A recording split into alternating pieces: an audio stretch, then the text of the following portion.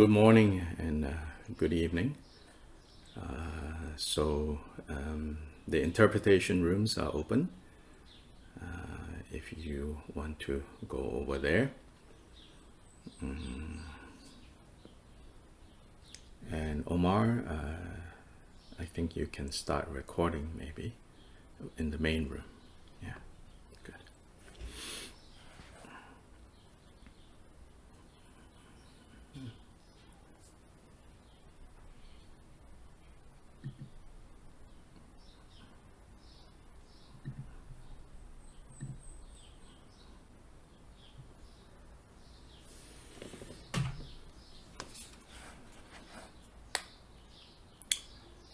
So we're going to begin with the opening recitation.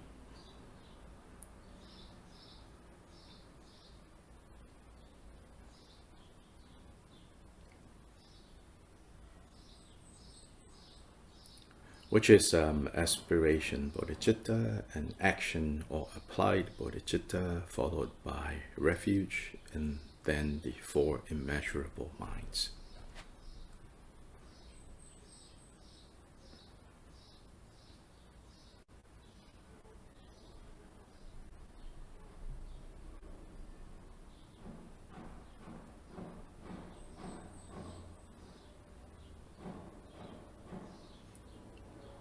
And also a four-line verse that is a brief summary of what's known as the seven-limbed prayer, the seven-limbed worship.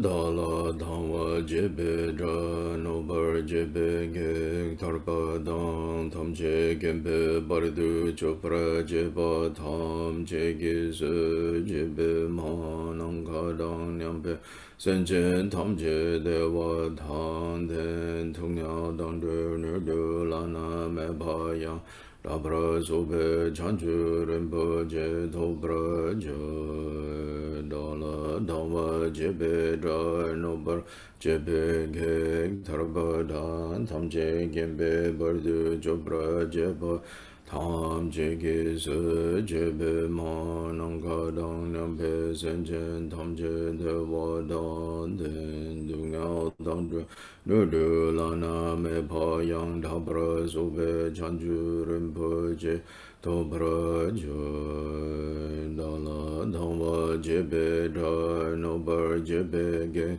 tarpa dan tam je gembe bardu jobra jeba tam je ge se jebe ma nangka dang nyambe senchen tam je dewa dan den dunga dan nudu lana me pa yang dabra sobe chanchu rinpo je dobra je de sama ge ge bardu lunga yizum ge wala gu ma shi bardu lunga yizum ge wala gu de ring ne zum de ne ma san ta sam je bardu lunga yizum ge wala gu zan je jodan sun je chonam la chanchu bardu dhane gyab su je dagye jinsu gebe sonang ge rola penchir sanje drupra ju sanje jodan soke chonam la chanchu bardu dhane gyab su je Dāgye jinsu gebe sonang ke rola penchir sanje drupra shu sanje jodan soke chonam la chanchu bardu dhani gyabsu je dāgye jinsu gebe sonang ke rola penchir sanje drupra shu kadang nyampe senchen tamche dewa dang dewe gyundan dempra gyurje dungyao dang dungyao gi gyudan drewa gyurje dungyao mepe dewa dangme drewa gyurje nering chadang nidang drewa tangyong la nebra gyurje manang Kadang Nyampe Senchen Tamche Dewa Dang Dewe Gyudan Dembra Gyurje Dungyao Dang Dunyao Gyi Gyudan Drewa Gyurje Dungyao Mepe Dewa Dang Me Drewa Gyurje Niring Chadang Nidang Drewa Tang Nyang La Nebra Gyurje Manang Kadang Nyampe Senchen Tamche Dewa Dang Dewe Gyudan Dembra Gyurje Dungyao Dang Dungyao Gyi Gyudan Drewa Gyurje Dungyao Mepe Dewa Dang Me Drewa Gyurje Niring Chadang Nidang Drewa Tang Nyang La Nebra Gyurje Jaze Wadang Chujing Shapadang Jise Yirang Kushing Sowa Ye Gewa Chungse Tagi Jishapa Tamche Sope Changchu Chungu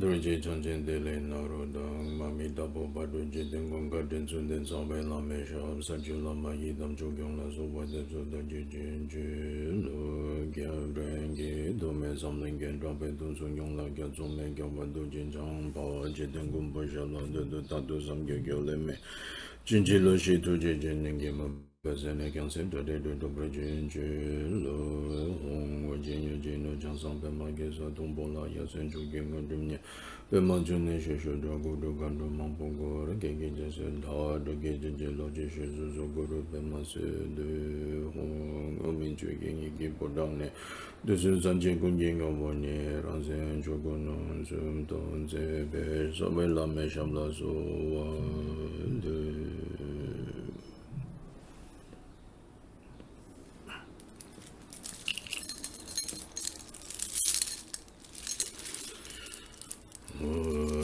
So she Buki Jushu Metro Rira Lenshin in the Gempadi Sanjin to make the Polwa Ye Drogonam Da Shinla Gewar Shur Guzun Yon Sola Metsunam La Jinang Sansun de Shin Niki Jula Lonju Nansi Yon Shula Lame Choking with the Zedu So Wadan Chujin Shabadan Disa Yiran Gushin Soba Yenge Wachu Se Dagi Jishan Batam Jisobe Changju Guru Deva Dagi Nirana Mendala Prade Joso Sem Namgi Sambadan Loyi Jidra Jidawa Chichun to Monte Bayi Jogi Golo Gordo So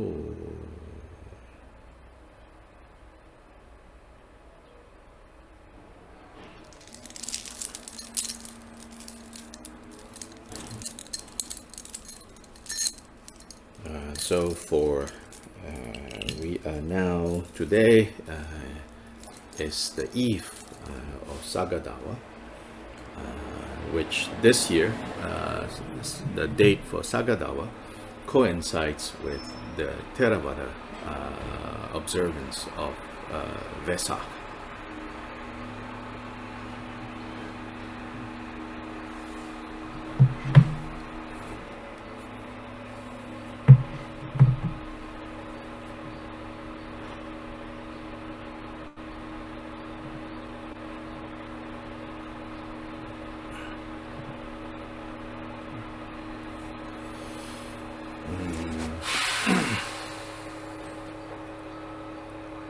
We'll just wait a few moments. The trash truck is right outside doing its sound. Welcome to Brooklyn, New York City.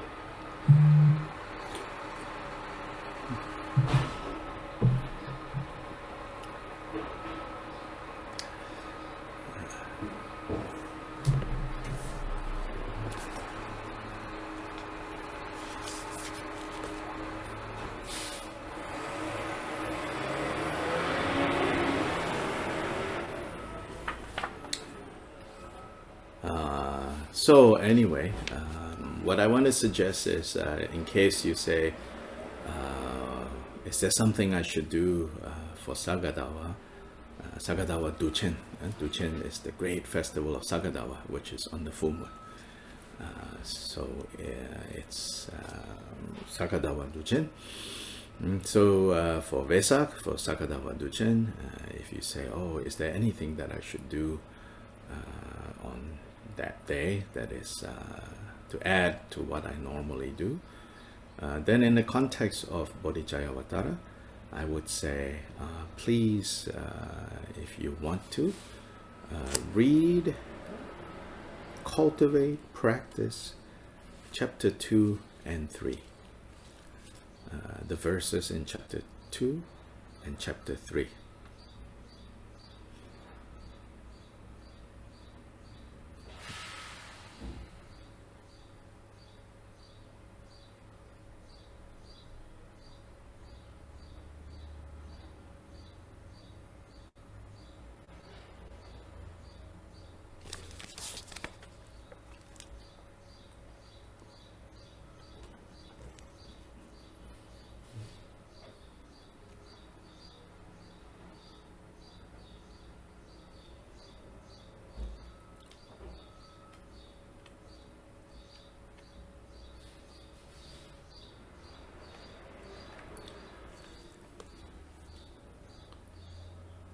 Chapter 2, the chapter that is with the title Confession, actually has two main parts. The first part is the making of offerings. The second part is the confession practiced through the four powers.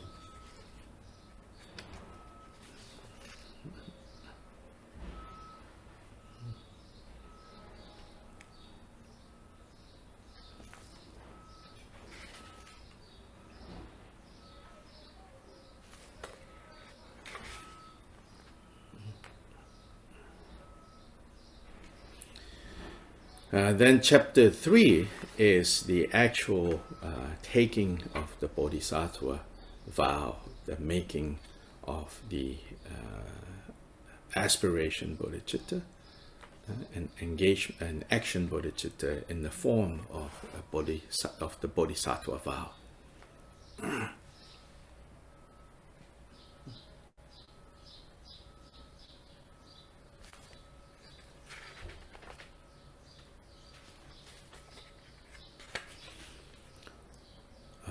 So in chapter 3, verse 23 and 24, those two verses turn up in many Bodhisattva vow ceremonies.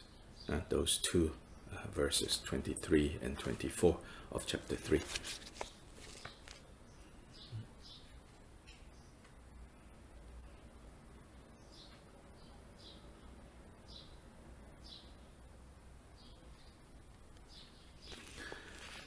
Also, between chapter 2 and chapter 3, you can also find the seven-limb prayer.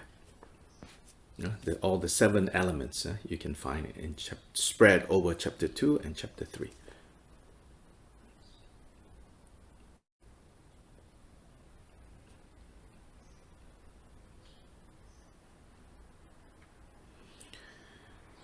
The seven-limbed puja, let's use the word puja. I keep switching prayer, worship. Let's use the word puja. The seven-limbed puja serves as a foundation, as a basis for the taking of the Bodhisattva vow. So that's why chapter 2 and 3 essentially you have these two things. The preliminary, which is the seven-limb puja, followed by the actual taking of the Bodhisattva vow.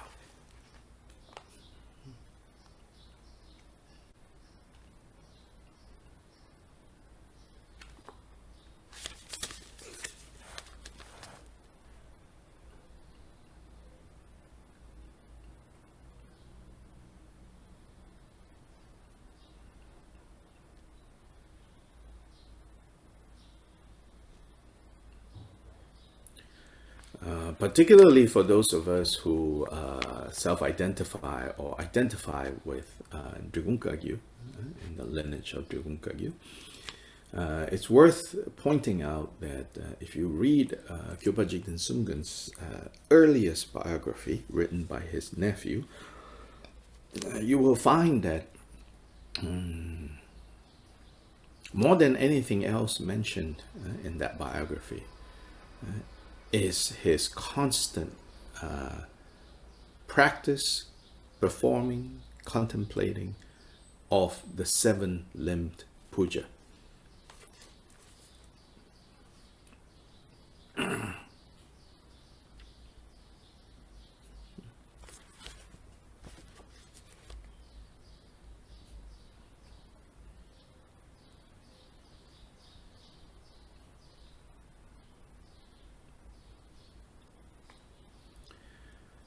So the seven-limbed, seven puja in seven parts, puja with seven elements. So what are those seven elements?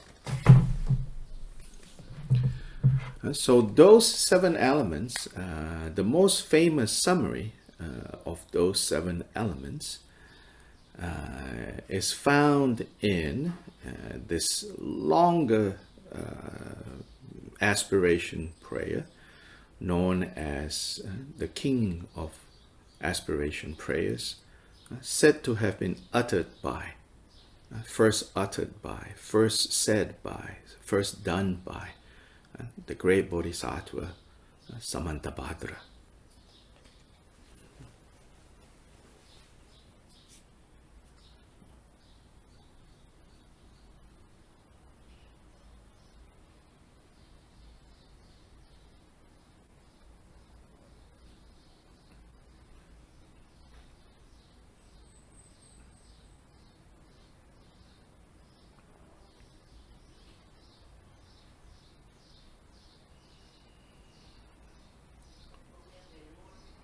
Just as a footnote, in the Tibetan tradition, the name Samantha Batra refers to two different Buddhas, Bodhisattvas.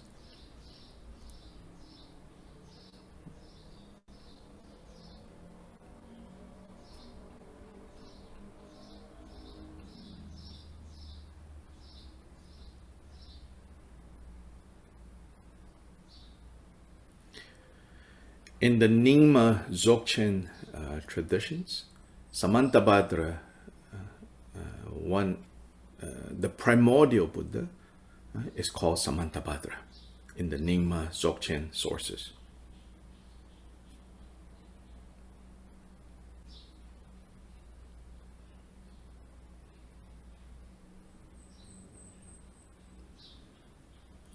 So in Thangka paintings and statues, he is always depicted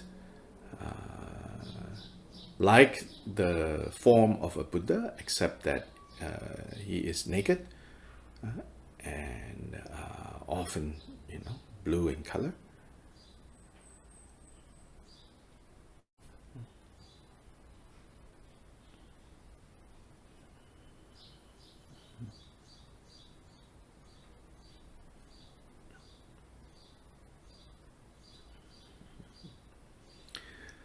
And then to thicken the plot a little, okay?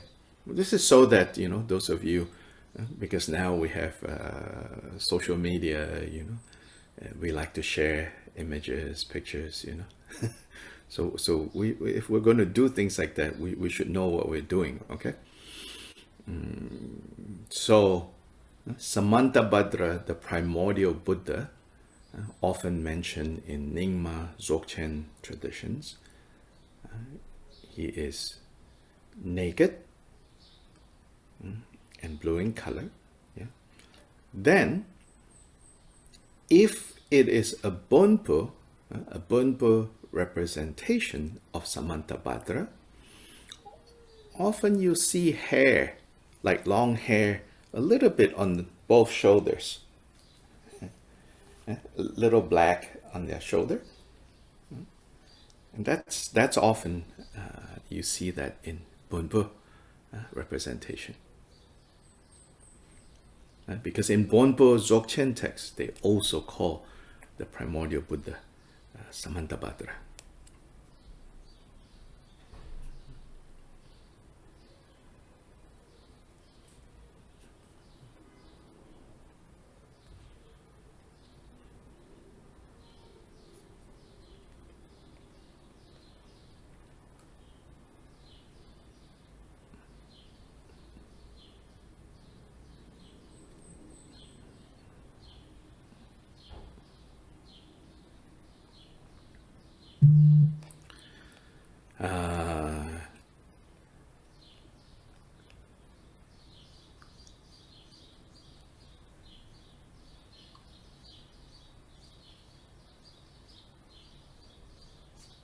Then, this Samantha Bhadra that we are talking about here is the Bodhisattva, the 10th Bhumi Bodhisattva Samantha Bhadra.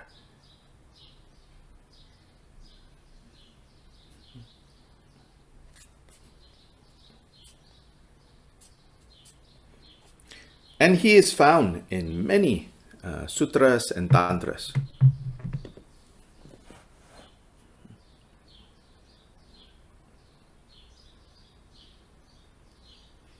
And he's also part of the 8 great bodhisattvas, for example.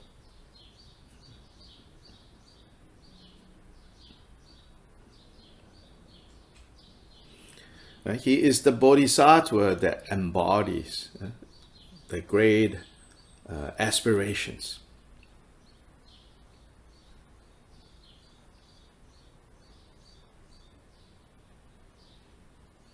As well as great actions,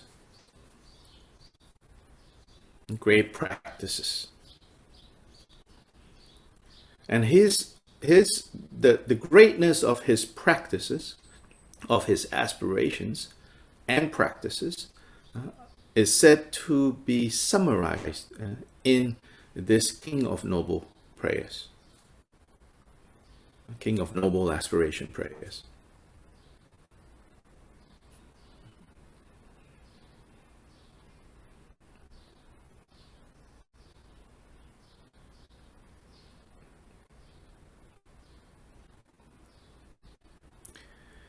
And the most famous Seven-Limb Puja recitation is often taken from this King of Noble Aspiration Prayers. The first 12 stanzas, the first 12 verses, is often the one that is recited.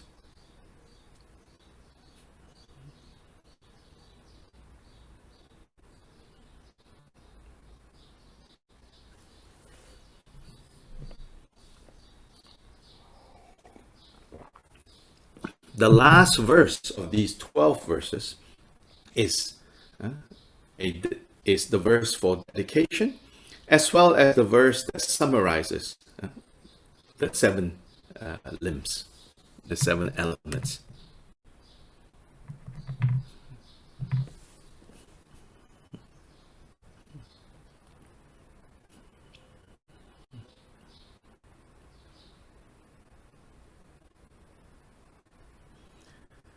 So it is the verse that says, whatever slight virtue that may have been gathered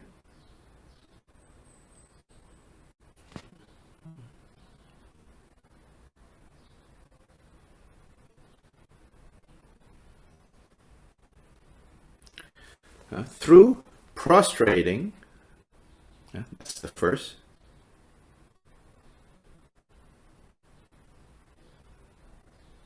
Prostrating here means paying homage.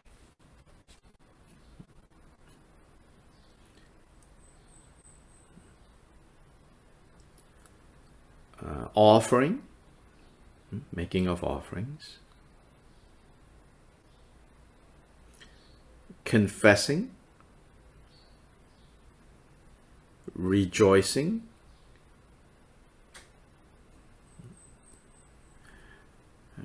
requesting,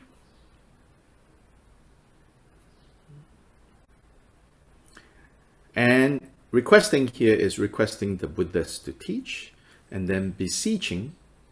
The sixth is to plead with the Buddhas to not depart from being present to us, from guiding us, beseeching them to remain.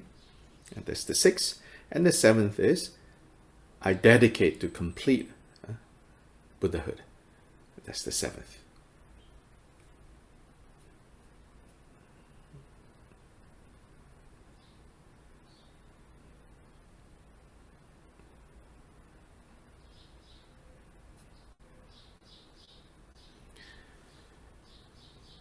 So again, paying homage, making offerings, confessing, rejoicing, requesting to teach the Dharma, beseeching them to remain in this world, and dedicating the merit from these six towards complete Bodhi.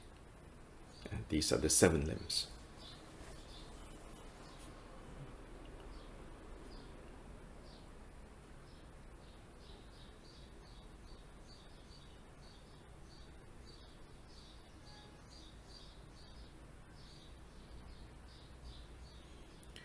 Yeah, so it's good for us to know this particular puja, this particular prayer, because from the example of Kyopa Jigten Sumgen, it said that again and again, he did that.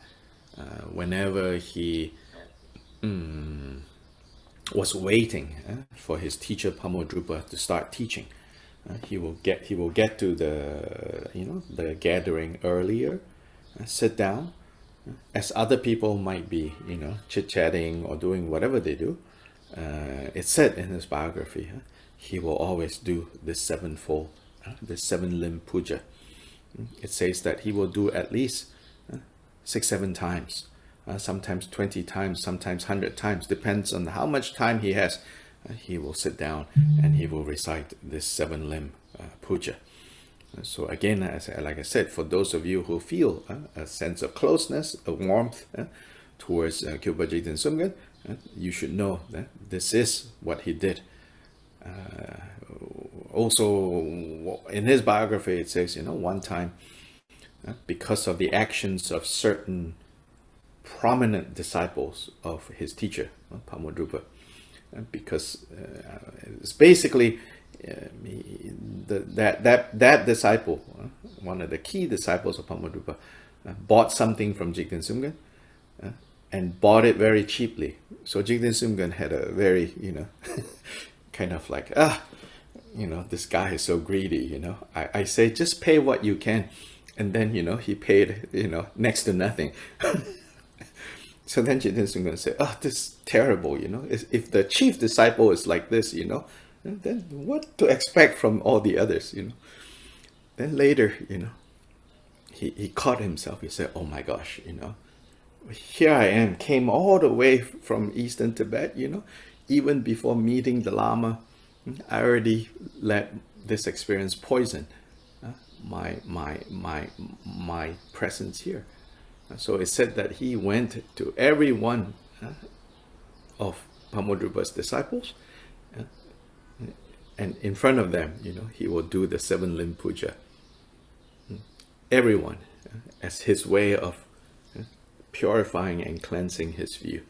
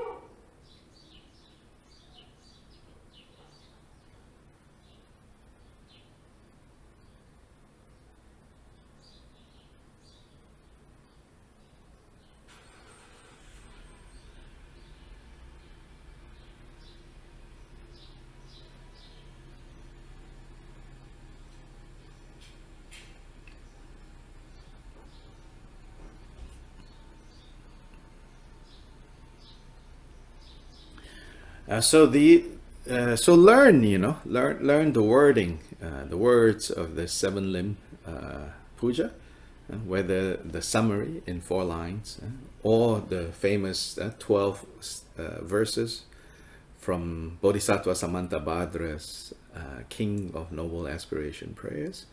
So learn that, in your own language. If English is your main language, Chinese or Spanish, learn that. It's then as you recite that, of course at the beginning we're just reciting the words, but don't turn it mechanical, right? Let the meaning of those words and follow the meaning of those words.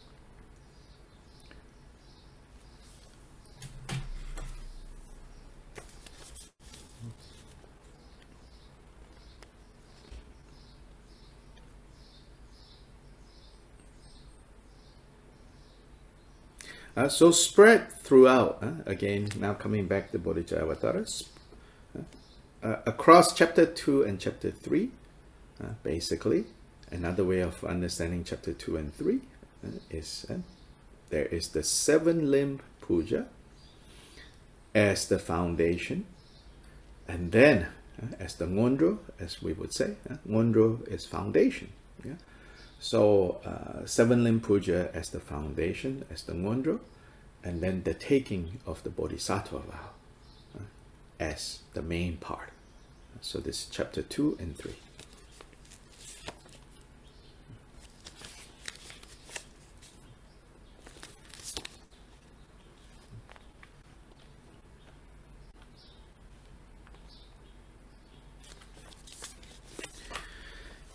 So chapter 2, verses 1 to 25 is mainly focused on making offerings.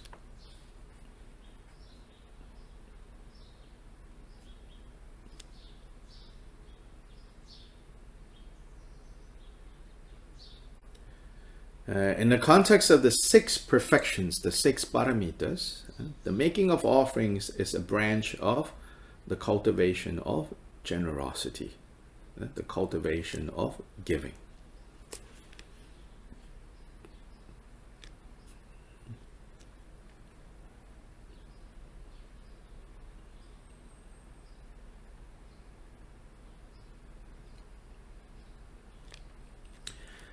Then it is taught, like for example, Buddha taught this, of course, but if you want to find easy places to find discussions of this, Jewel Ornament of Liberation by Gampopa, the chapter on giving, Dana Paramita, the perfection of giving or generosity. So there we learned that the Buddha taught that there are generally three types of giving.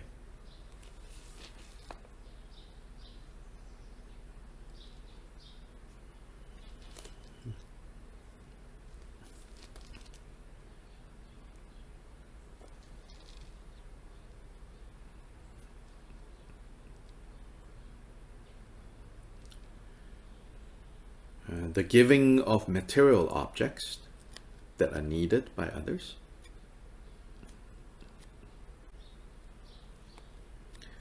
and that are enjoyable by others, that pleases others, that others need, that others like, that others enjoy.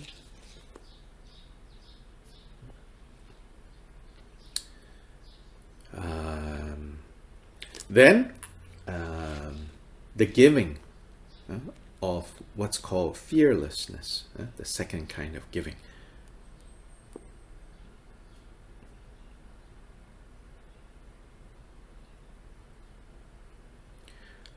I think what that means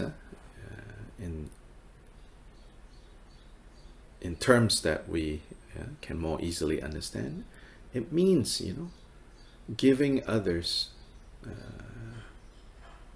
mental, emotional support, giving others protection, helping others feel safe. So that's the giving of fearlessness.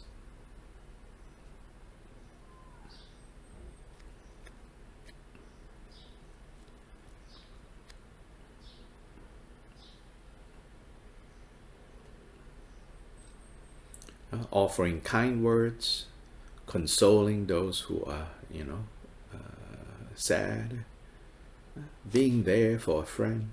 That's all the giving of fearlessness.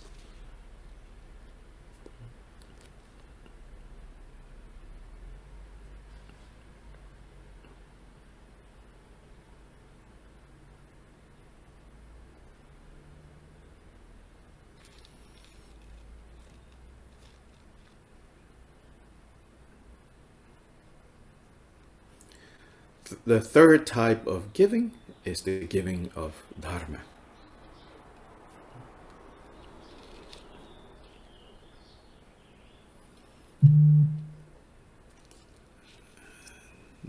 Giving of Dharma can occur directly or indirectly.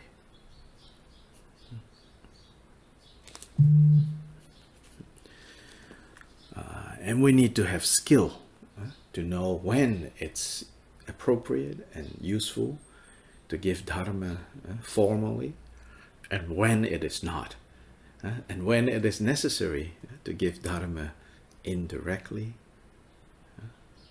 and when it is not useful to try to give Dharma, offer Dharma to others. So it takes skill, this third form of giving.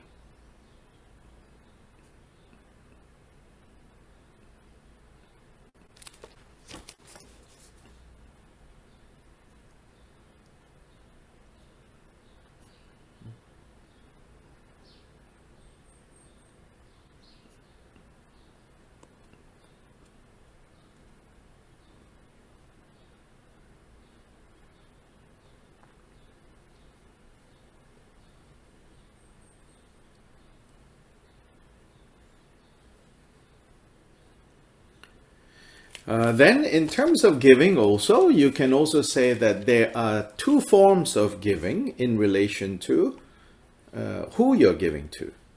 So then the first one is to give to those whom we admire, their virtues, their qualities. So in Chinese, sometimes this is called 上供. So you make offerings to those objects of refuge, those to whom you admire their qualities. So that's the making of offerings. Then there is the giving to those whom we recognize need our offerings, need our help. So in Chinese, 下施. So that is like making charity, like giving to those who need from us.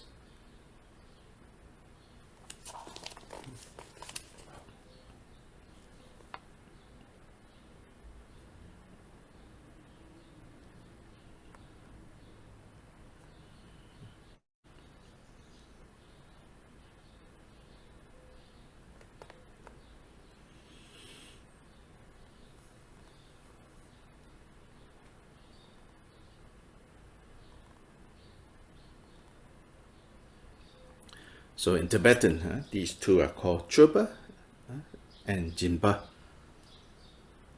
So making offerings and making charity, you can say.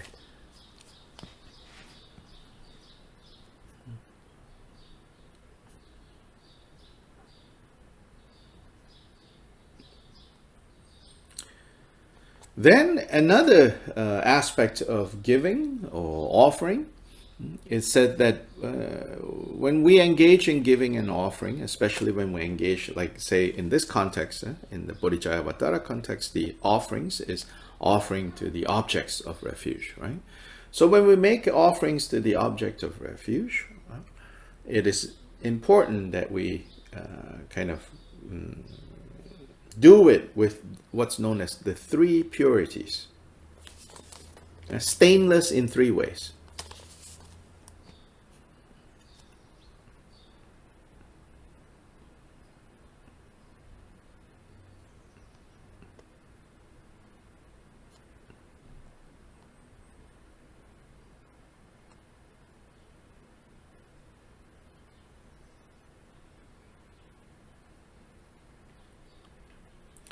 So first, the first purity, which is who we are giving to, are pure and stainless. So that means we choose the Buddhas and the Bodhisattvas, these objects of refuge, that they are stainless, they are pure.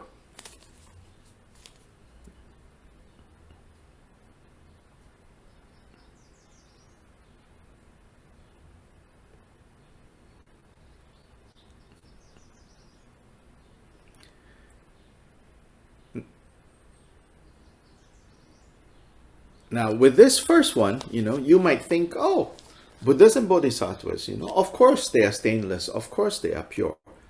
So I don't need to worry so much about it. But I would say, no, we should still be careful.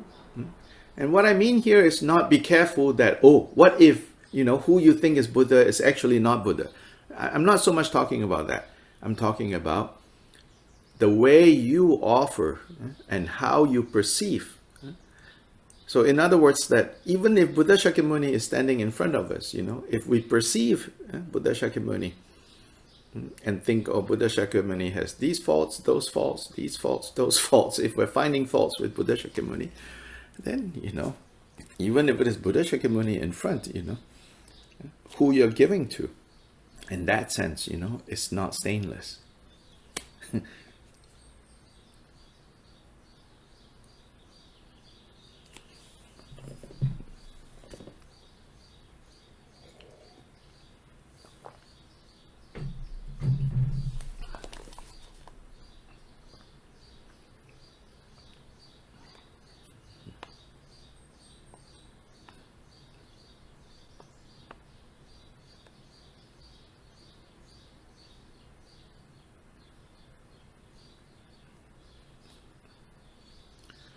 So anyway, first is purity of object, second is purity of intention.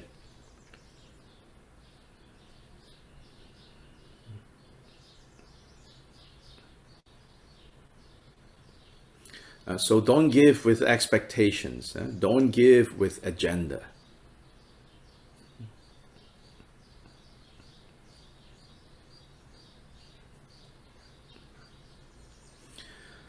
Of course, honestly, when we give, we have some agenda. When we give, we have some expectations. Let's be honest,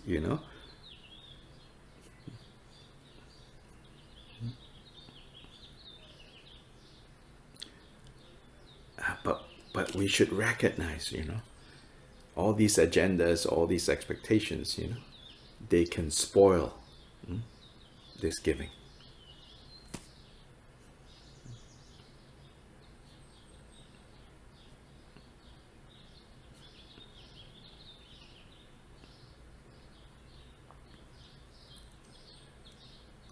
And that we want to replace these expectations, these agendas, with the supreme motivation, which is bodhicitta.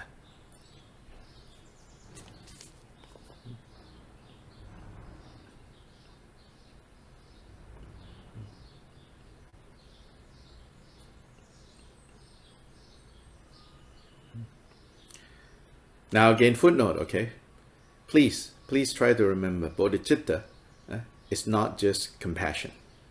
Yeah, compassion is one element.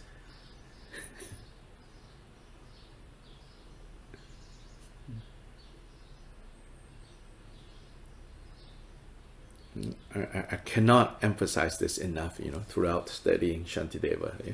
Know that the term bodhicitta covers a much broader range of qualities.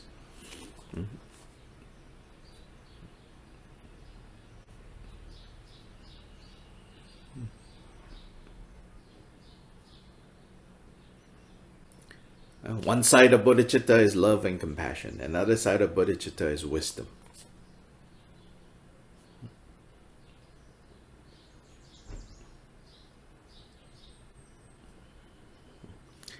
And the cultivation of bodhicitta begins with a focus on ourself, but a skillful way of focusing on the self, so that we begin to see that although we need to start with focusing on self, we need to go beyond self.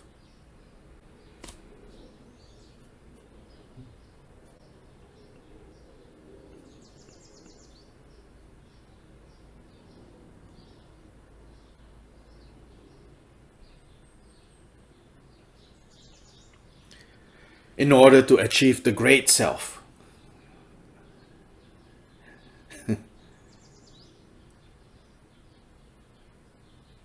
What is this great self? In quotes, great self. This is the great self that the newly born Siddhartha proclaimed.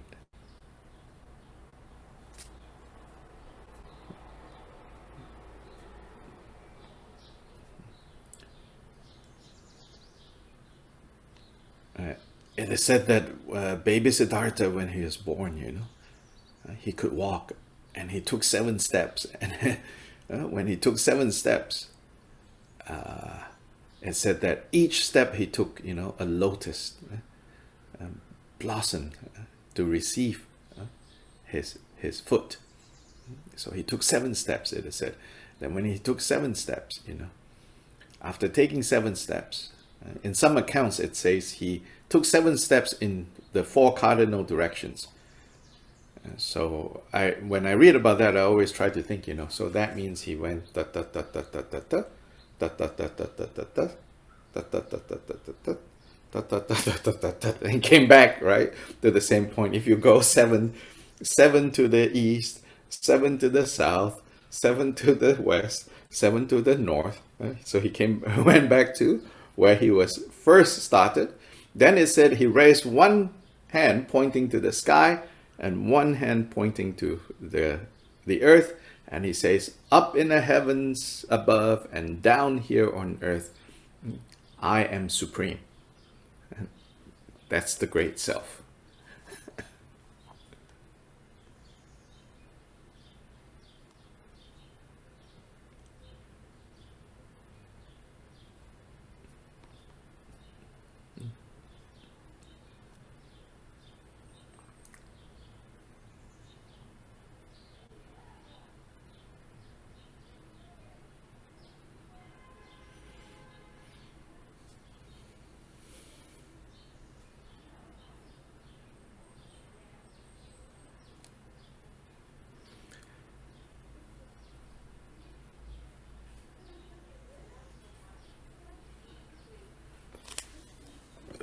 So what the great self means in Buddhism is where all the afflictive emotions have been defeated and all the innate Buddha qualities have manifested.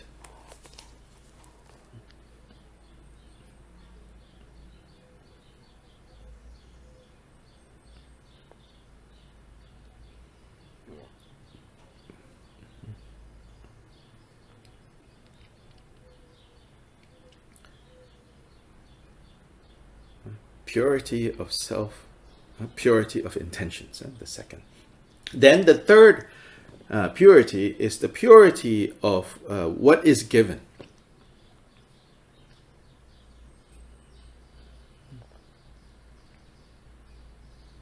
What is offered.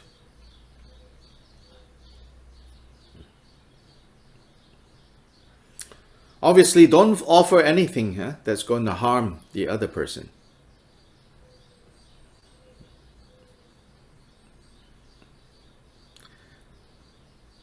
Don't offer anything that has been tainted by our stinginess and our manipulative. I will give them this so that they will do this.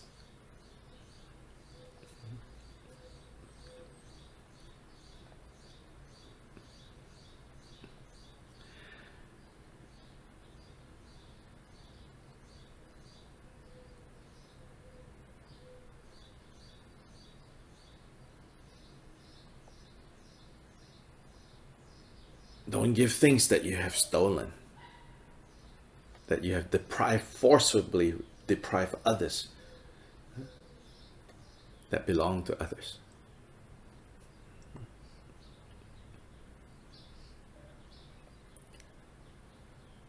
So these are and then, obviously give things that are clean.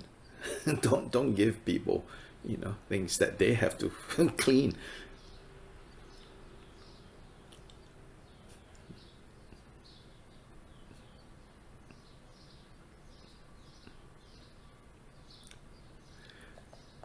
So if you do maintain a shrine, today, tonight is a good time to give it a good clean, to wipe it down, to prepare the offering bowls, because Sakadawa Duchen is coming. So as you clean the shrine, as you polish the bowls, see that as the offering that you're making. See that it's purifying, polishing, cleansing our own kleshas, our own afflictive emotions.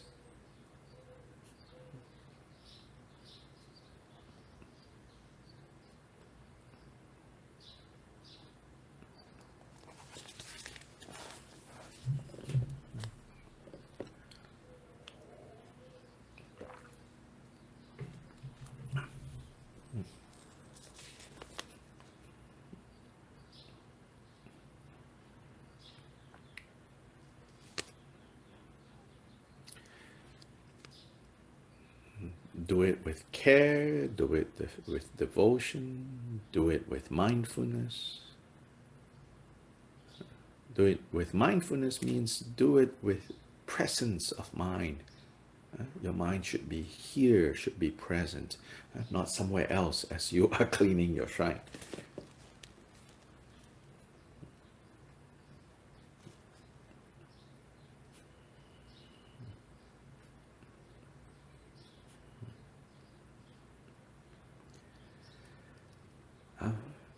Gather some flowers, or buy some flowers.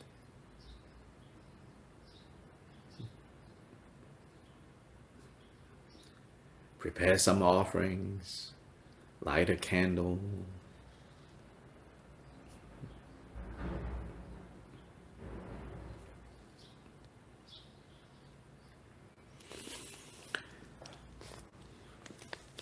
Yeah, so then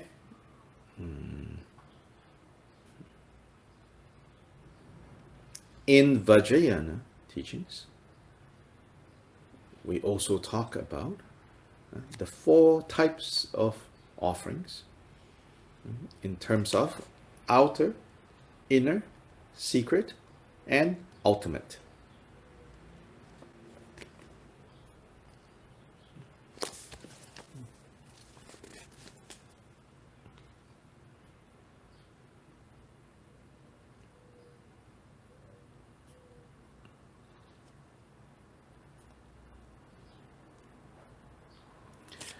The outer offerings, what's,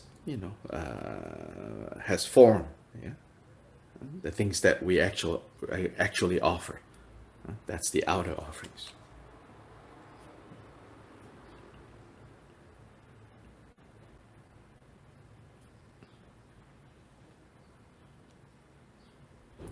Inner offerings are the offerings that we use our mind to create, and in other words, to create, to imagine, and we offer. That's the inner.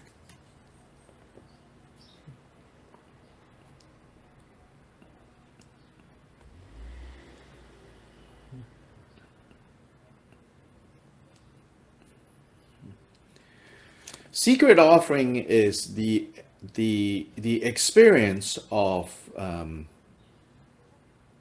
delight and pleasure that arises when we have our sense experiences, sight, sound, smell, taste, touch, and thoughts. Whatever delight, pleasure that arises, knowing to offer that without grasping. That's what we call secret offerings.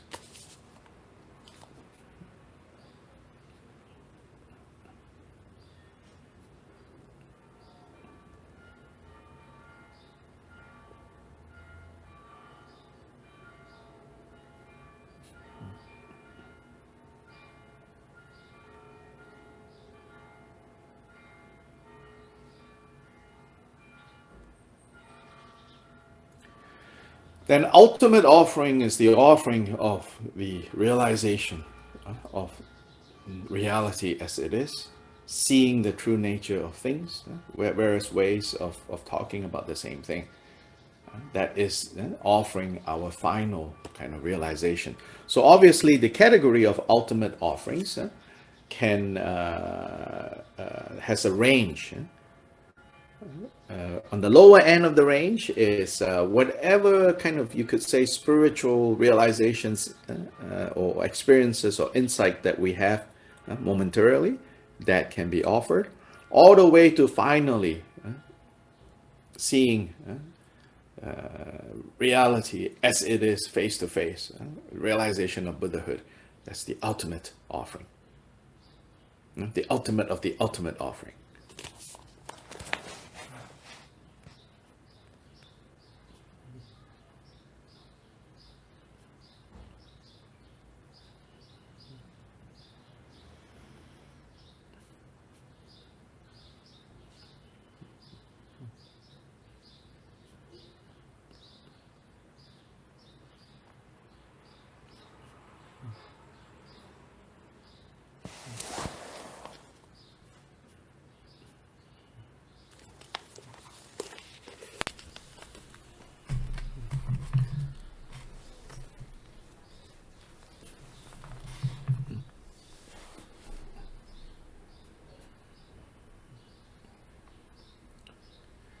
Then there is also finally the discussion or the teaching on how do we make offerings to our spiritual guides,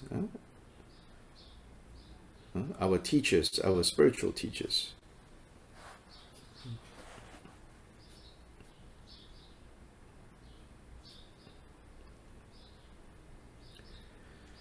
Then here, the offering of material offerings is the first.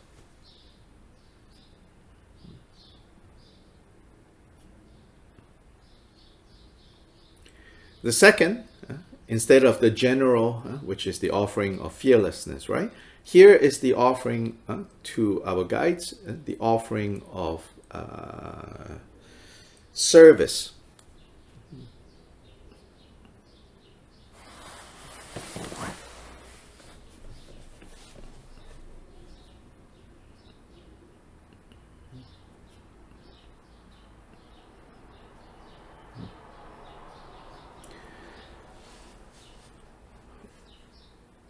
What kind of service? I think we should be realistic about this, okay?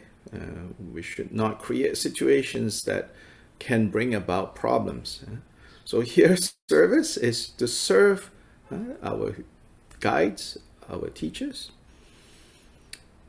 in the sense of doing what we can to make it easier for them to play the role that they are playing, to be a teacher. So to support their Dharma activities, to serve them in that way.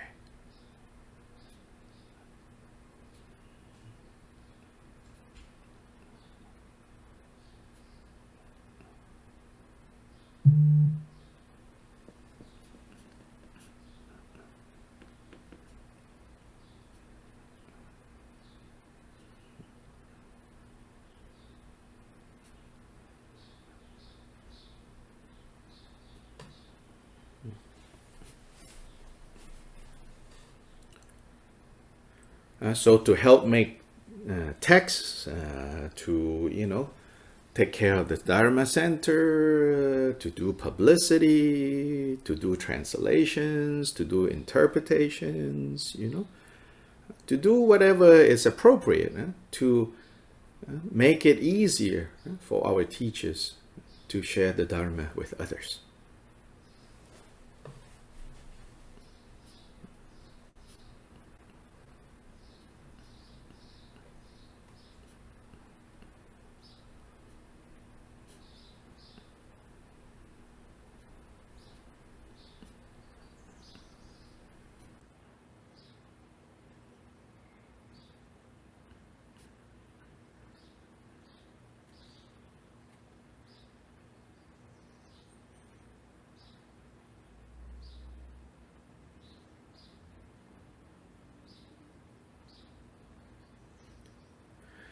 And to serve our teachers with a caring and skillful way, In other words, don't do things that, like basically spoiling them. Even if you know they really like something, you should not just, oh yes, I should give, I should serve, I should do. More like, depending on context, like a wise parent, a wise sibling, protect the best interests of our teachers. Sometimes it means saying no. It's like, no, you already have 7 donuts. No more.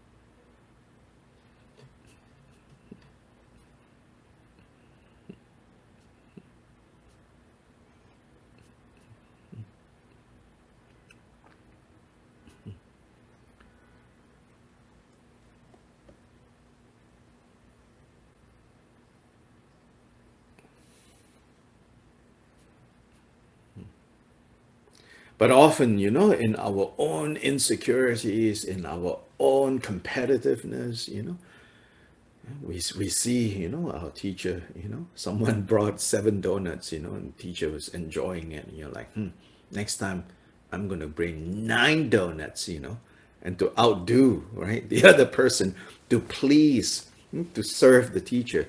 Then you are killing the teacher,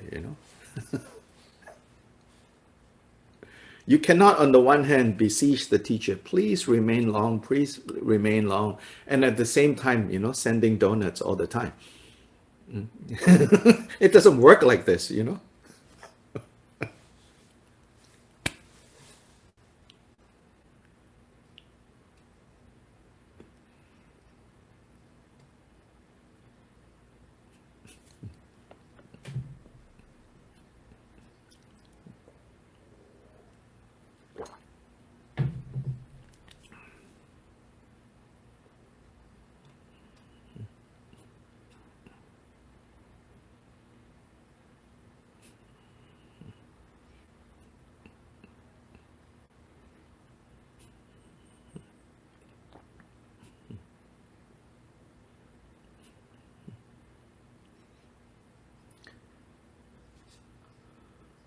Like one of the 7 limbs is, please teach the Dharma, please turn the Dharma wheel. So we have to request our teachers to do that. We should not take for granted, well, he's a teacher, she's a teacher, that's her job. No, we have to request. But again, you cannot simultaneously, please teach the Dharma, please teach the Dharma, and then constantly, right, distract the teacher and say, hey, let's go hang out. Hey, let's go swimming. Hey, let's go to the movies. Hey, let me subscribe, Netflix for you, Then where is the teacher going to have any time to teach the Dharma, right? So again, don't, right side, right hand creating virtue, left hand wiping it out.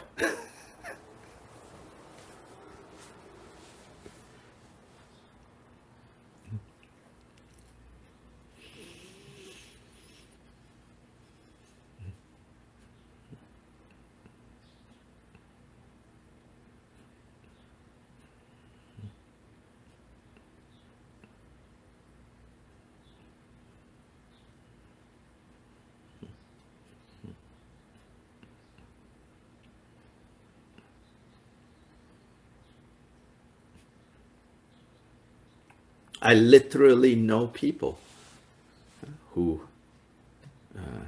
took their teacher, who is this tugu or that tugu, to the casino because the teacher likes the casino. And so they go to the casino together. Eventually, everything fell apart.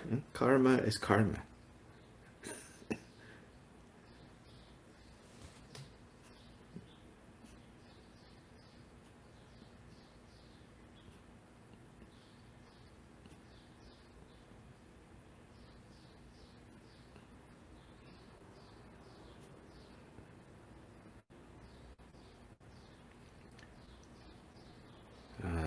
Gyoba Jigten Sungön reminds us, he says, even a 10th Bhumi Bodhisattva, one stop before Buddhahood, even a 10th Bhumi Bodhisattva, if whatever unskillful actions of body, speech, and mind that they create,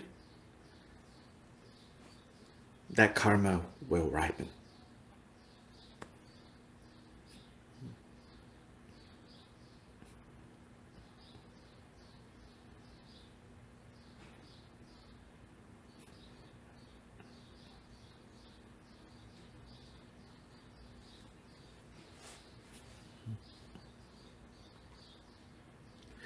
Then the third offering that we students can offer to the teacher is the equivalent of offering Dharma, right, in the general 3 types of giving. Here, what do we offer? We offer our practice. We offer our practice. So what does that mean? It means, whatever instructions, Dharma guidance that our teacher has given us, we take to heart, we practice. That is, in fact, said to be the highest offering that you can offer to your teacher.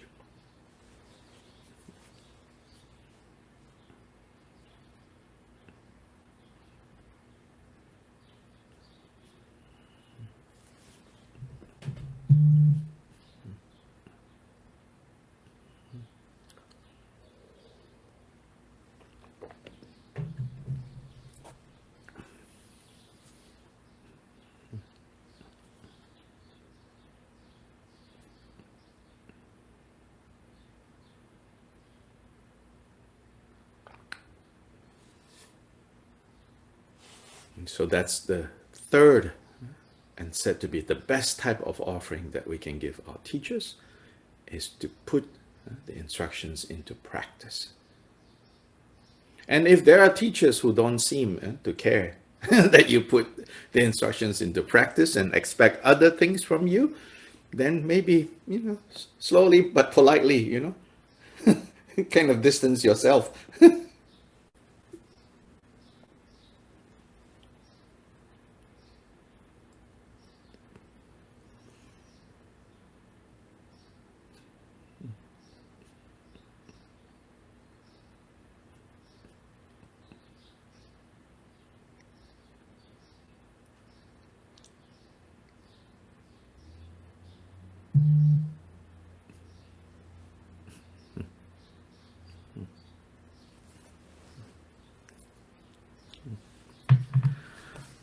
So now coming back to Bodhicharyavatara. So all those are, kind of general understanding of offerings, all its different aspects. Yeah. So now we look at Shantideva. The very first verse of this chapter is the paying homage. Remember the 7 limb? The first is prostration, or, less literally, is paying homage.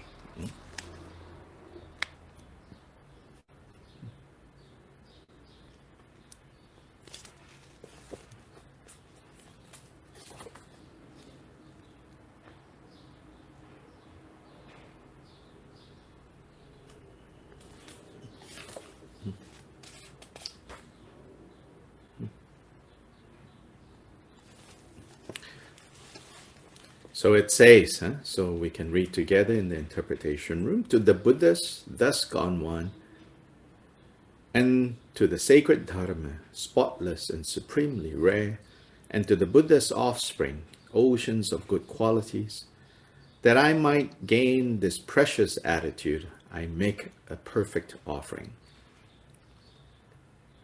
So this is said to be the paying of homage. So we pay homage to Buddhas, that we pay homage to Dharma, and the Buddha's offsprings are the Bodhisattvas. So this is the Sangha. In the context of generation of bodhicitta, the Sangha are the Bodhisattvas.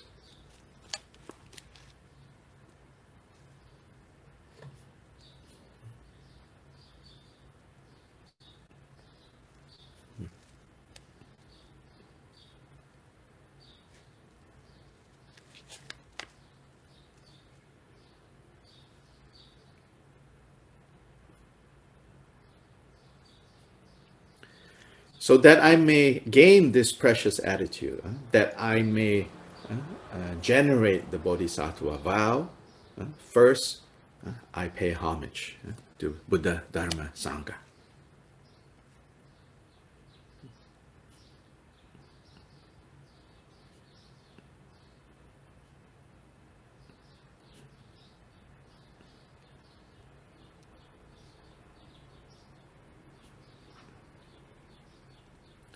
So thus gone one, those thus gone.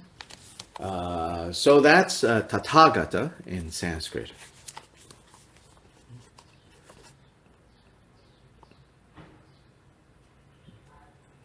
It's one of several titles of Buddhas.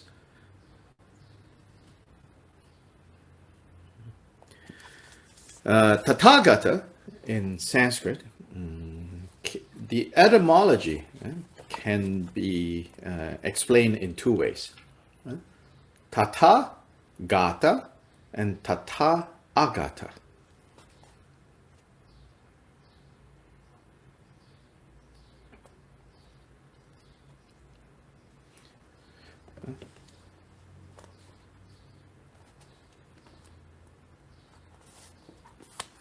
Tatha is thus, or in this way.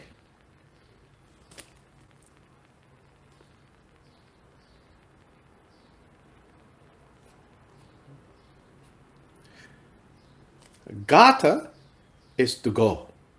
Just like the Heart Sutra mantra, gate, gate, para, gate. Gata is to go. Gone.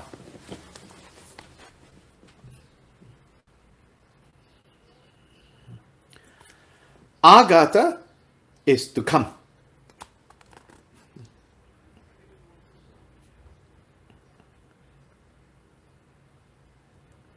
To come back. So Tathagata is thus gone. Tathagata is thus come.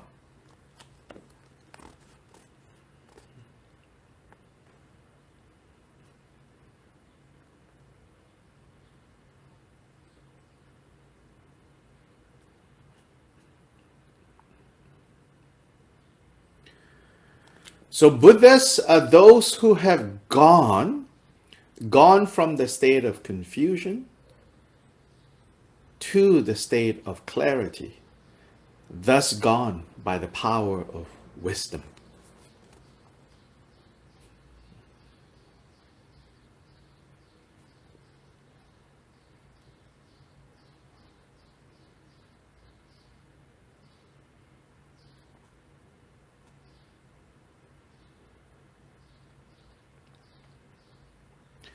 Buddhas are also those who have come to guide us, to show us the way. And so they have come by the power of their love and compassion.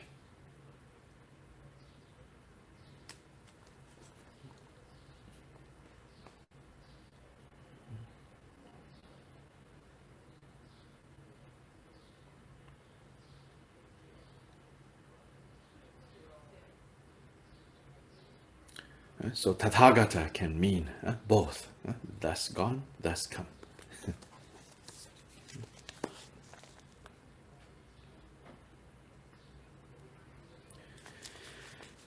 Then verse 2 to 7 is very interesting because here Shantideva is making offerings of objects that no one in particular owns them.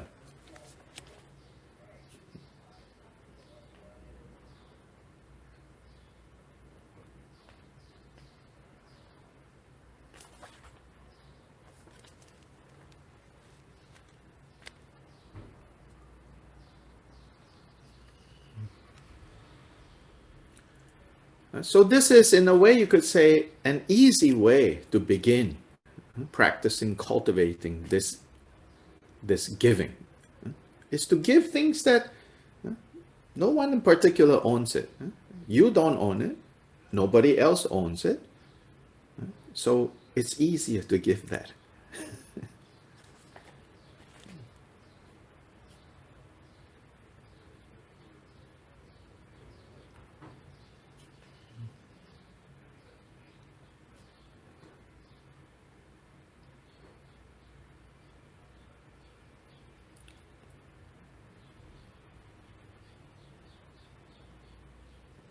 So it's a practical way to start cultivating this giving heart.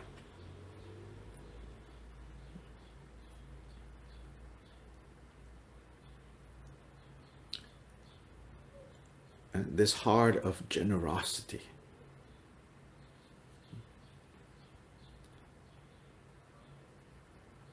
Generosity means big heart, magnanimous, we say. Big heart is what we're cultivating.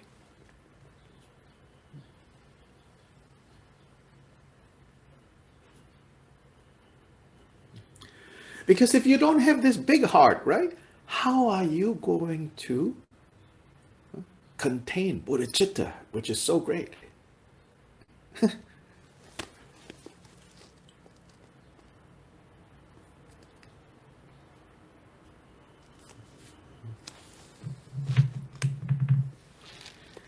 So here together we're going to read 2 to 7. Yeah? So in the interpretation room, you all can do that. I offer every fruit and flower, every kind of healing draught,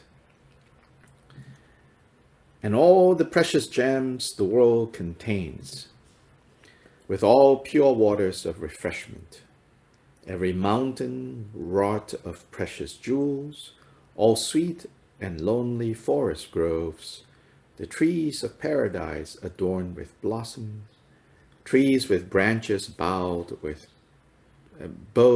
perfect fruit, the perfume fragrance of the vine and other realms, all incense, wishing trees and trees of gems, all crops that grow without the tiller's care, and every sumptuous object worthy to be offered. Lakes and mirrors adorned with lotuses, delightful with the sweet voiced cries of waterbirds, and everything unclaimed and free, extending to the margins of the boundless sky.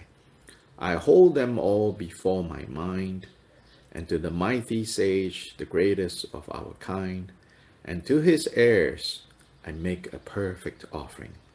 Sublime recipients, compassionate lords, O think of me with love, accept these gifts of mine.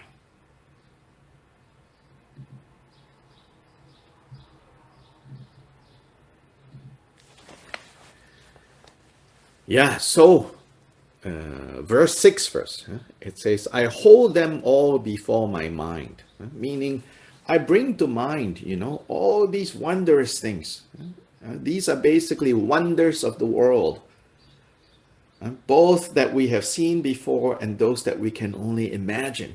So it says, the trees of paradise, So all the wonderful offerings, all the wonders of nature, you bring them all before your mind.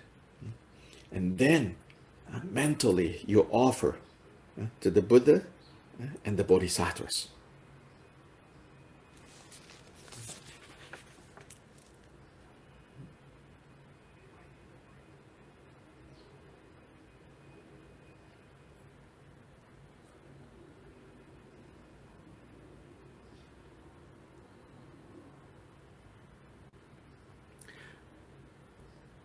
So if we know how to practice in this way, we don't have to be so tight, with ourselves and say, oh, I should watch out for attachment. I should watch out for, desire. And then we walk around we live our life, in a very tight way. Here it says, no, you can open your eyes, you can open your senses and recognize what you see as beauty, what you see as pleasure, what you see as delightful. You can take that. And now take all of that so that each time when you want to make offerings, even with or without physical offerings, these delightful experiences, these things that you have seen, that you have thought of, that you have heard of, that is wondrous, all of that you can offer.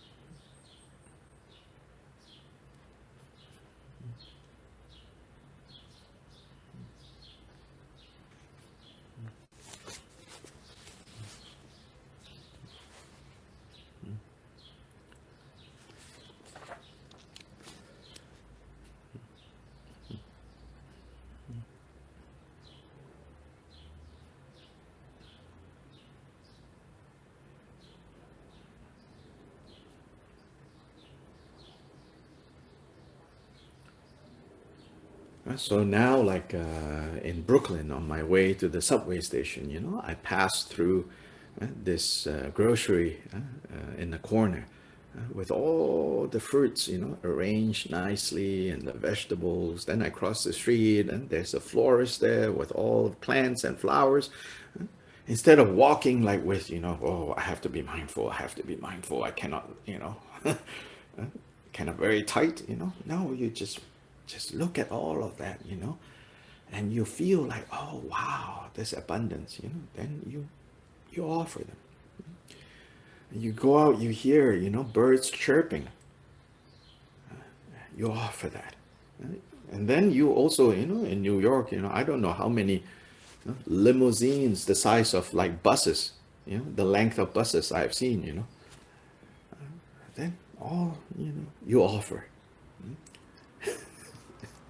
Not that I want to, sit in any of that, Not saying this out of jealousy, really, but I think, oh my God, like, that means getting stuck in traffic for a long, long time.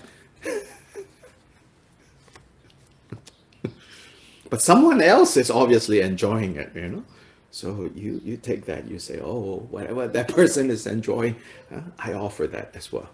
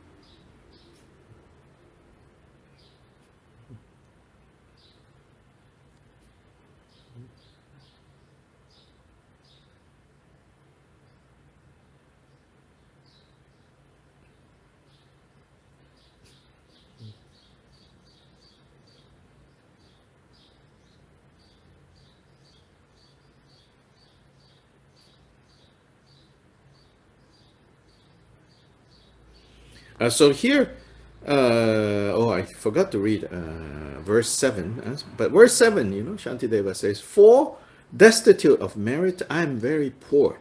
I have no other wealth, and so protectors, you whose wise intentions are for others' good, in your great power, receive them for my sake." So here Shantideva says, and because he says he's very poor because he has taken his monk vows very seriously. He was a prince. He was about to succeed his father, but he gave that up. Now, of course, giving that up doesn't mean, you have to give it all up, because we have records of like royal family people becoming monks and nuns, and then their family, their friends, their parents, providing them with deluxe room in the monastery, donating a new building for their prince son and princess daughter to become a monk and nun. I mean, that happens, But Shantideva took his renunciation seriously. So he says, now I have nothing.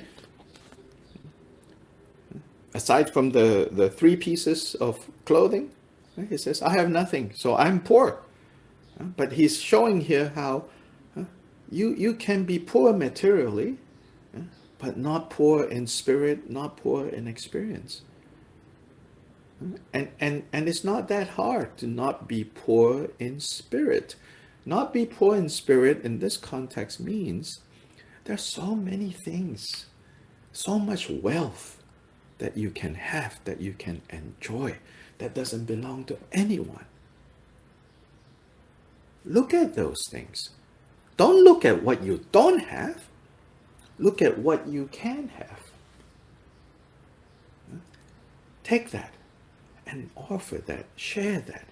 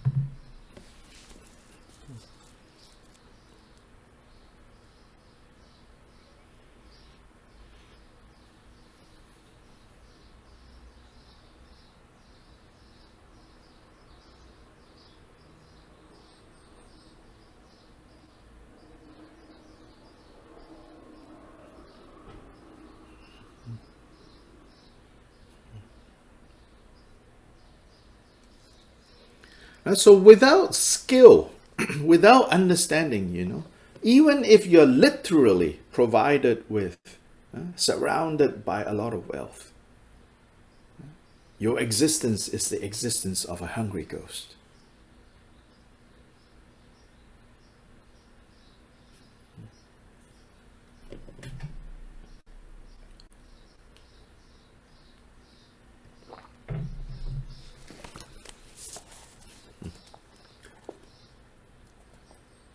If you have skill, if you have understanding, though you have very limited from comparing material belongings, even you have very little, you can be like what we call Dambala, Lord of Abundance.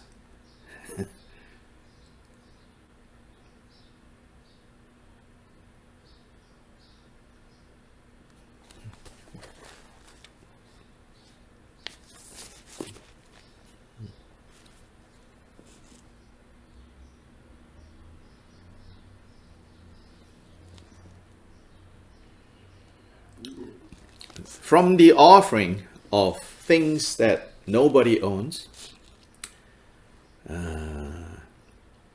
that is, the delights of nature.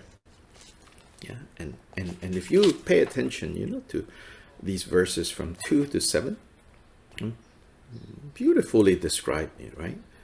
Lakes adorned with lotuses, delightful with sweet voice cries of water birds, everything unclaimed and free, verse 5. extending to the margins of boundless sky. Yeah? So this image of beauty and vastness. So that kind of offering you can do, he says. Now, verse 8 and 9, suddenly it becomes very personal. Because here, verse 8 and 9, you're saying, and now I offer this body.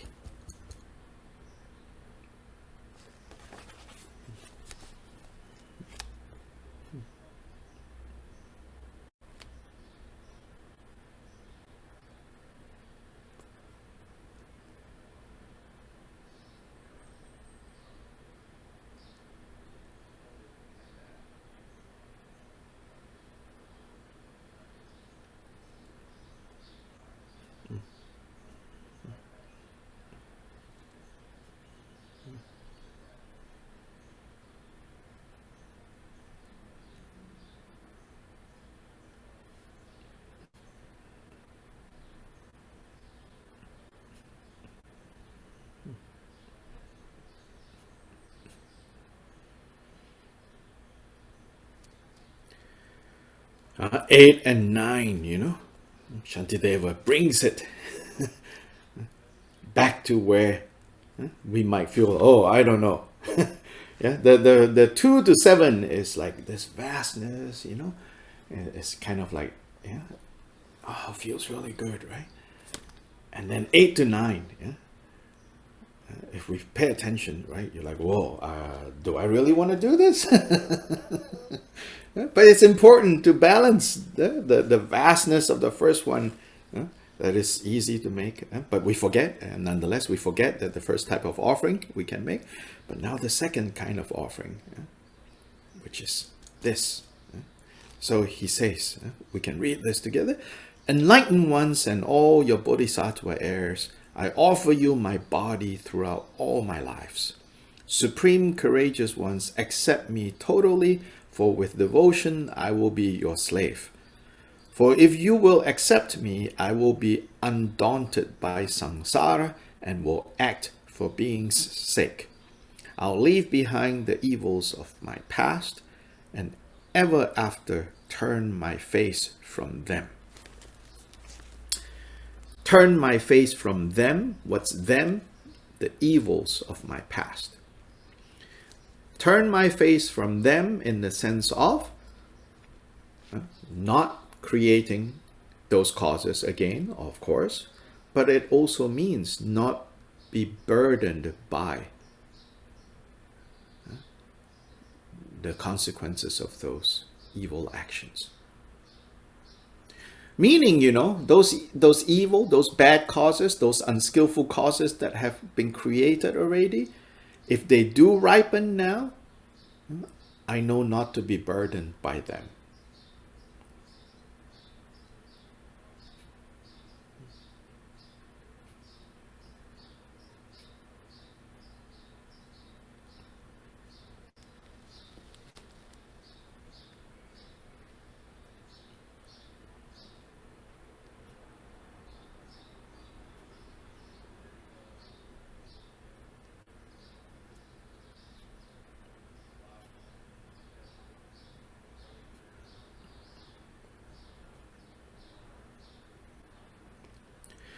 The word slave here is used, dasa in Sanskrit. It's a point of contrast to what is understood as right now we are all slaves to the afflictive emotions. We're enslaved by afflictive emotions, by kleshas.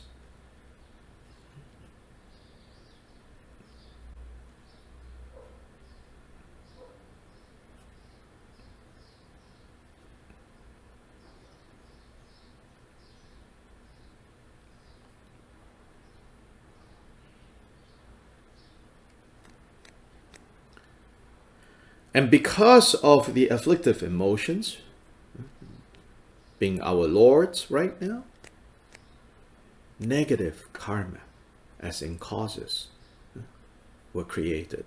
Unskillful karma, unskillful causes were created. And when unskillful causes, karma, created, then the ripening results of suffering are inevitable. So right now we are enslaved by afflictive emotions and negative karma in terms of cause and negative results.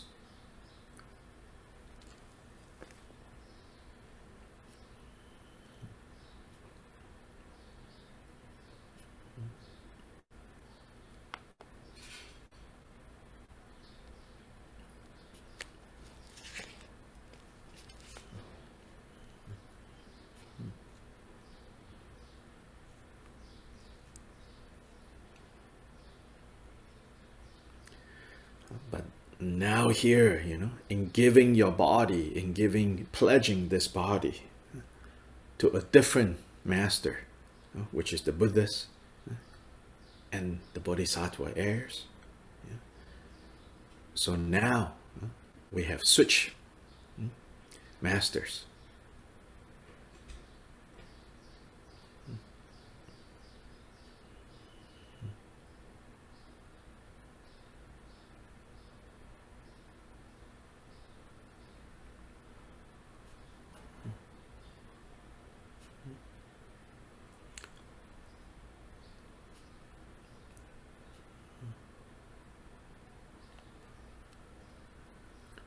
When we have switched masters from afflictive emotions and negative karma to Buddhas and Bodhisattvas, then what happens?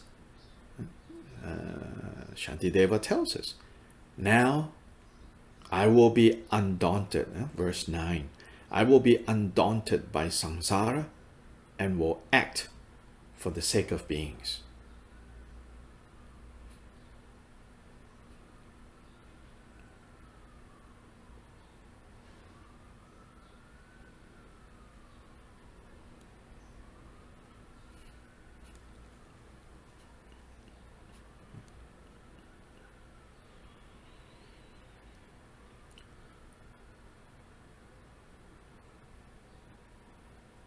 So samsara doesn't go away yet, Just because we now entrust our lives to Buddhas and Bodhisattvas, samsara doesn't go away yet. But when we entrust our lives to Buddhas and Bodhisattvas, then, if you want to know, have you entrusted your life to the Buddhas and Bodhisattvas, then ask yourself, am I daunted by samsara? Am I not acting for the sake of others?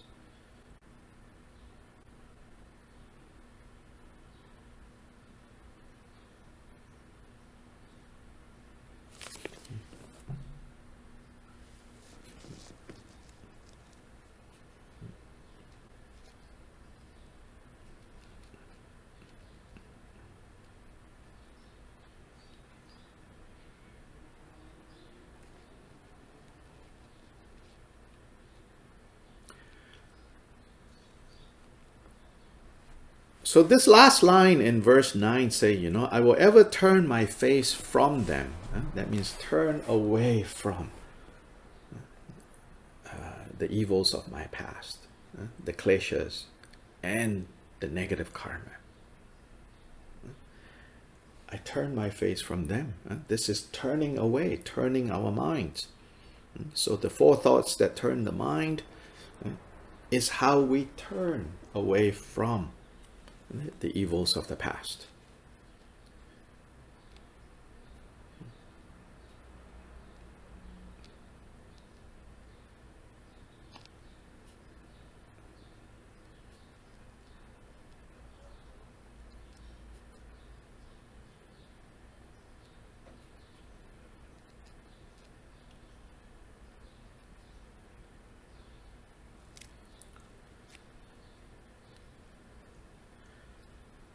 Turning from the evils of the past is not, going into denial, pretending, I didn't do those things.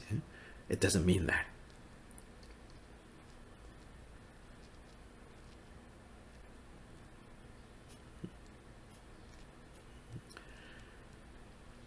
It means that now I will not let the kleshas, the afflictive emotions, be my master.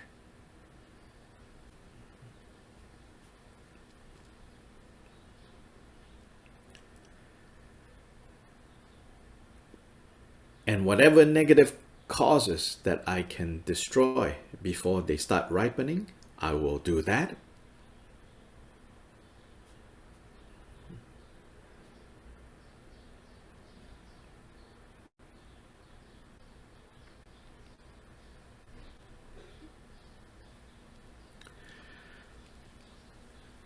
And whatever negative causes of the past that have started to ripen and is going to come into fruition, when they do happen, meaning even when suffering has turned up, you do not give them any face.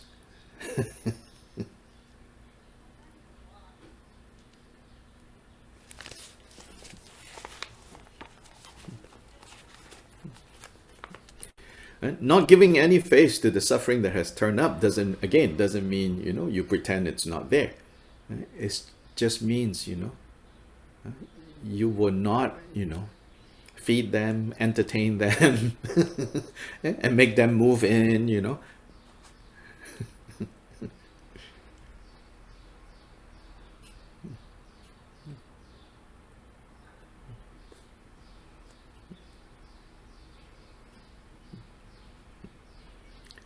So what we have to do is, if the suffering has already started ripening, turn up, you're like, okay, no choice, you're already here.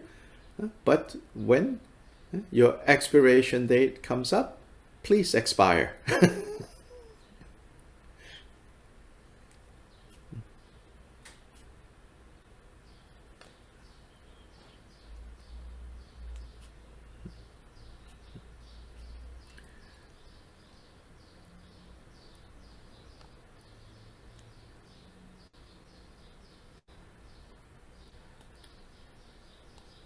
So all of us, should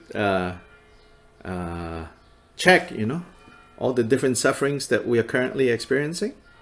Yeah, check their expiration date. Most of them may be expired already, but it's still on the shelf of your life. Throw them out.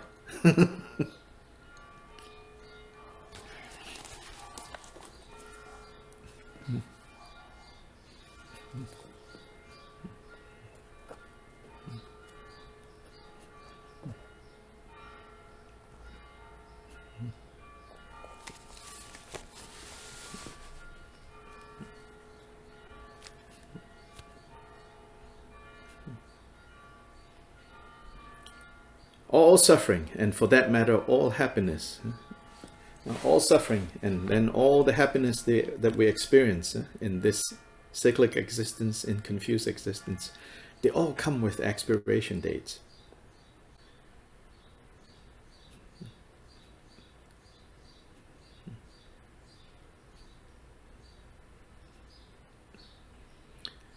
But we don't check their expiration dates. We think they are here for good.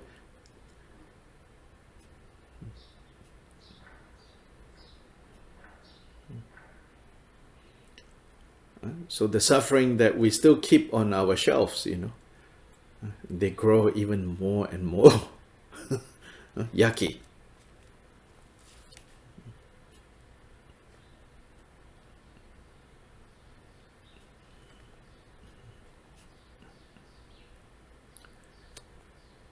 Then the happinesses that has already again expired, we still keep them on the shelf.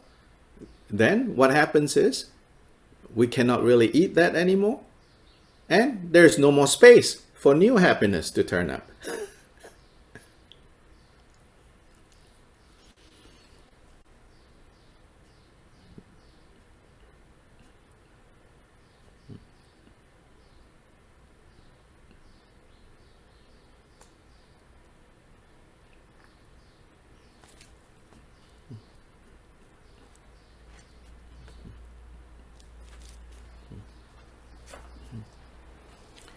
So today, tonight, on the eve of Sagadawa Duchen, good time to do a little spring cleaning.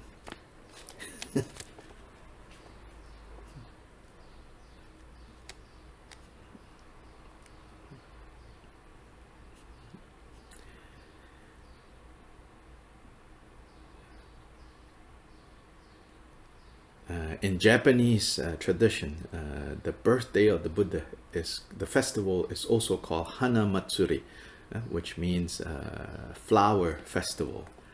Because in the telling of the story of the Buddha, it said that when he was born, all the flowers bloomed in his father's kingdom. So happy spring. So it's springtime. Do some spring cleaning of the mind, of the heart.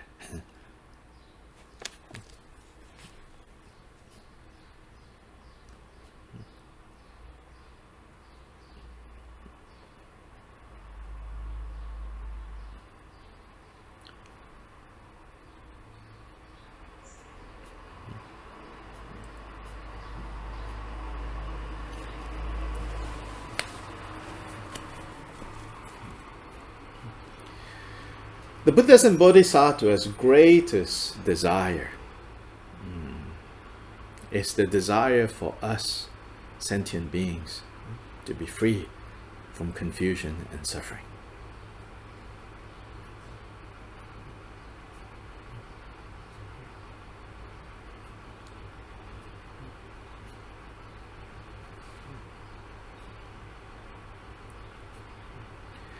So during this Sagadawa season, if we want to bring about the fulfillment of the Buddhas and Bodhisattvas' desires, then to whatever degree we are able to free ourselves from confusion and suffering, that is the true offering that we can give in gratitude to the Buddhas and Bodhisattvas.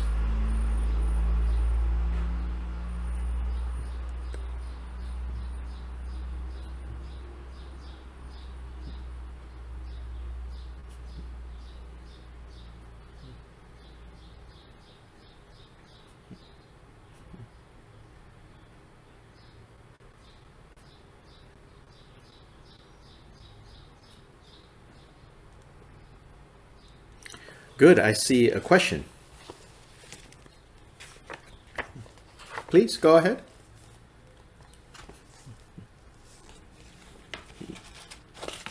You have to unmute yourself. Let's see.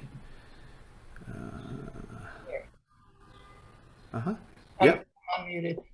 I'm muddling through this a bit, and it seems that in my particular case, I'm dealing with grief, and it seems that the things that complicate grief are the guilt, remorse, what I could have done, should have done, and so forth. And it seems to me that that is something that we can make an aspiration or a commitment to let go of. Yes. And that seems to be, that I think I can do, I can see how it can be done. But grief is not something that you can just say, I give it up. It seems to be less complicated. Sure. It's a cleaner, if you will, emotion, because it doesn't have all that other stuff. But that's not something that you can say, I give it up and, bye-bye. It just has to work itself out. It's different. Oh, yes, of course. That's why I say check the expiration date. So it's not... There is an expiration date. That we have to remember. And sometimes we forget that there is an expiration date. But then maybe today is not the expiration date. Then you throw it out too soon, it's also not going to work. But we can't rush some expiration dates, but we can rush others. Yeah, absolutely. So you have to determine which is with skill, and the determining, yes, of course, we're not talking about, you have a checklist, check, this type, no, it's, you feel your way around this. Yeah. Yeah. Okay. Thank you. You feel your way around this, you know. And in terms of grief, you know, if you don't carve out a space for grief to kind of come to its fullness, right? It turns into depression. There's a lot of room here for grief. Yeah, and that, you know, that is more messy. Yeah.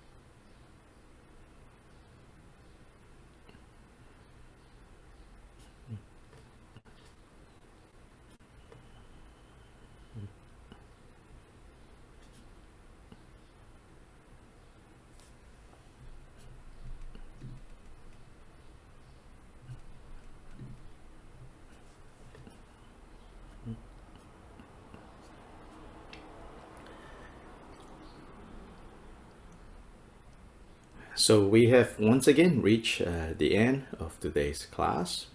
The time.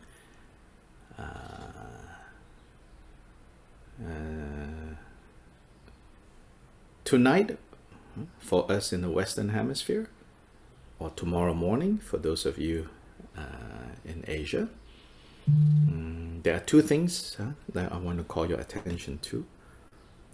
One, if you're on Facebook, you might have seen, those of you who are more directly connected to Drigung Kagyu, you will see that there is a Zoom program with His Holiness the Drigung Kyabgan, head of Drigung Kagyu, a short program that starts at 9 o'clock morning for those of you in Malaysia and Singapore. Then at the same time, there's so many things happening. Bodhicharyavatara Sanctuary in Penang, Malaysia, has scheduled for me to give a talk at the same time as well. Leonard, if you're there, can you give the Zoom information for that talk in the chat? And then if anyone has His Holiness's flyer, poster with the Zoom information, please also share it in the chat.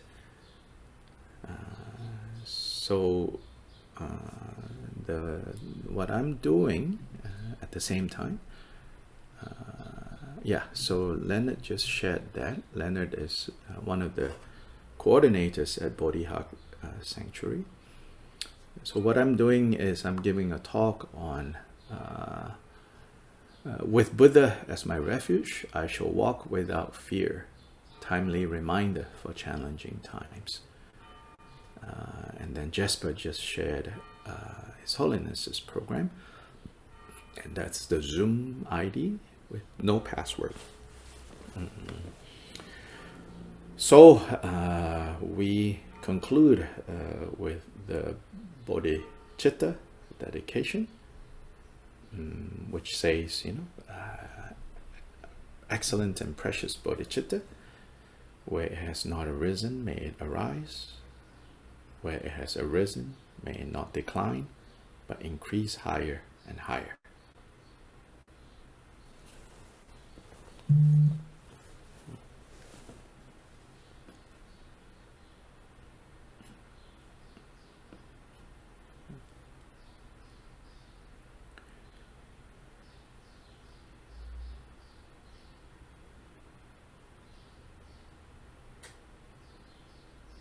Changchu sem chorim boche ma ge ba nam ge gyurche ge ba nyam ba me ba yang go ne gong du be wor sure.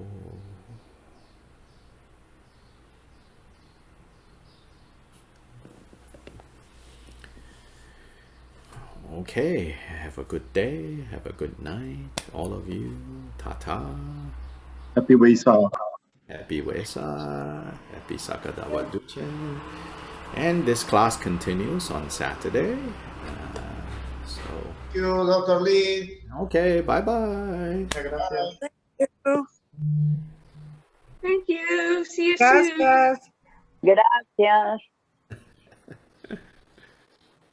Gracias.